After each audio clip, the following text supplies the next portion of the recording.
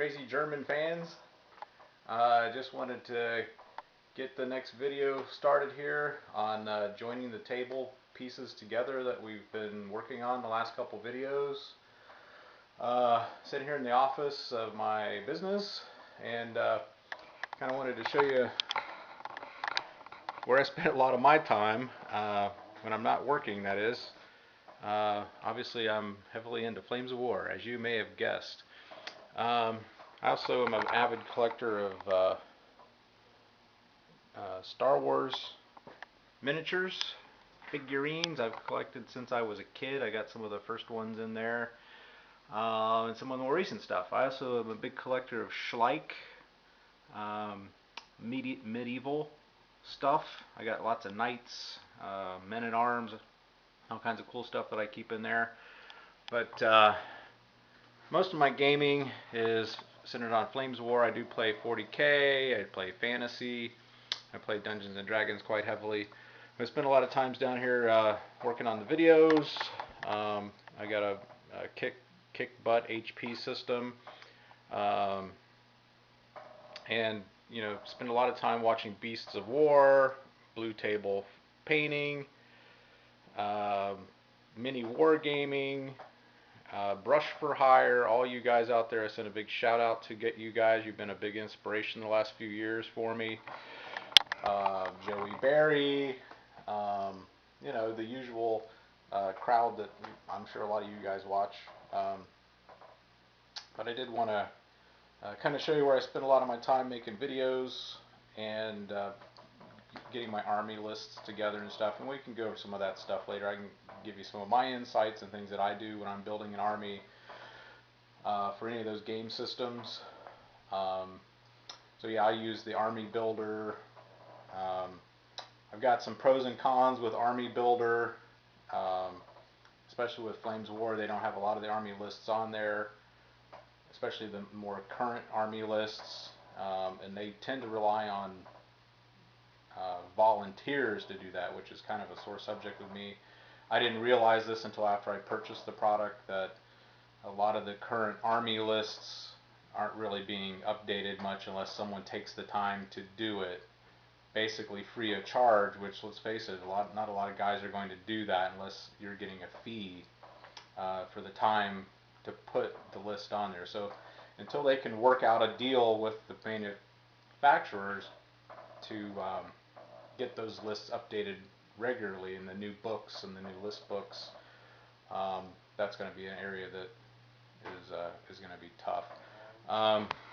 So we'll go over that another time. I wanted to show you around a little bit. This is the other area of my office here. My wife handles most of the day-to-day operations of the office, getting stuff done for our business. I'm in a business where we specialize in doing lawn and tree shrub chemical treatments and fertilizing. I've been doing that for about 22 years now. You see a ladder here, we're working on a bad ballast. I got to get that replaced. I keep putting that off, but basically we started this small business in 1995. I had experience before that working for a large company. We took our savings, went out and purchased my first truck, my first equipment. I actually started my first season, most of my first season, all we did was pruning until I built up enough revenue where we could buy more equipment. So we're basically a very highly rated company in our area, which is the North Columbus market, North Columbus, Ohio market. And just to give you a little bit of background about myself, where I'm coming from. This is a shout out to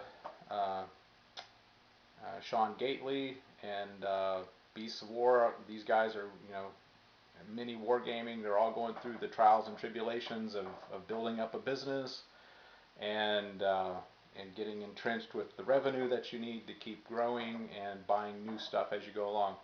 I started my business with index cards. Okay, when I went out and did work for customers, I came back in at the end of the day and I wrote on index cards what I did each day so I could keep track of what was owed. As we moved along, I went and got a really inexpensive Micro Center computer. Finally, my second season, I think we were able to afford to get a computer. And I just used Microsoft Works with Mail Merge. I didn't even have an accounting program. We literally just created a blank invoice that we could print up from a Mail Merge document. And that's how we did it. And then with QuickBooks, of course, is our accounting software. As we moved along, we were able to upgrade to customized software just for our business. Did all the production, all the other stuff that we need to keep track of. So you see that there. We've got invoicing that gets taken care of each day.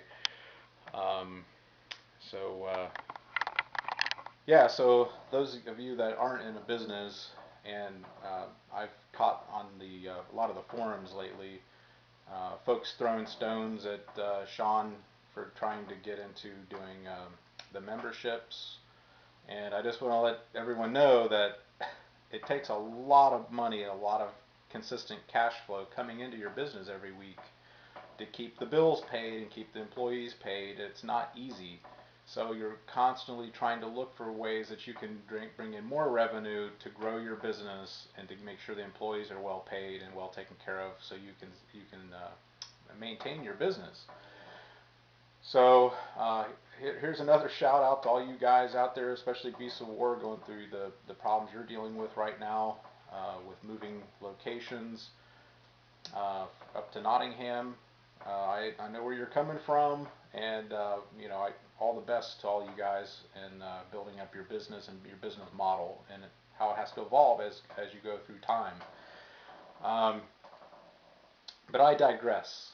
I just kind of want to give everyone a little bit of background of where I'm coming from, and maybe the next video I'll go into some of the stuff like Sean has done with himself in the past with how I got into wargaming, how I got into gaming in general. But let's go out here. We'll go out here to the shop, and we will I'll start showing you the next phase for this board. Basically where we left off last time, I kind of talked about using Elmer's glue to join these two pieces together, and I did some more thinking, and I actually went out in my other workshop.